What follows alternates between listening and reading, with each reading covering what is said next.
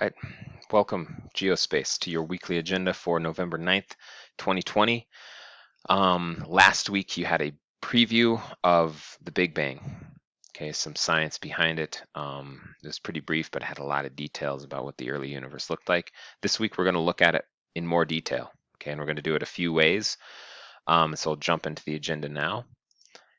In class, we're going to be doing a brief lecture, okay, based off of these slides. So if you are forced to be remote, you can still go through these slides in order to get information, though I will be adding a lot more information in person, but you can still use these to fill out the note guide, okay, which is a graphic organizer, to just collect information.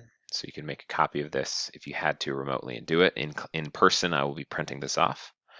And then we will be moving into a cosmic timeline activity just to get a sense of what has happened in the history of the universe, right? At least some of the big metrics, the big things, right? First humans arrived when was life first erupting on Earth, right? How old is the solar system? Things of that nature we'll be doing in class and creating a timeline with all the directions are here. I'll be going over it in class, but you can, if you're remote, have to be remote, you can definitely use this document in order to finish that timeline.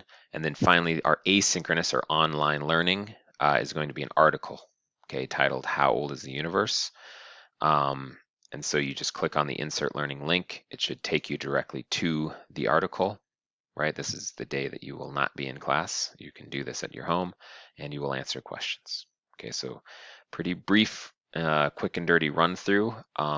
Again, lecture about the Big Bang, the evidence for it, a cosmic timeline, activity, and then finally a How Old is the Universe reading through Insert Learning.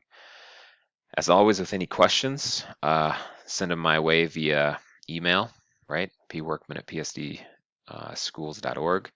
But other than that, I will plan on seeing you guys in class and keep on keeping on.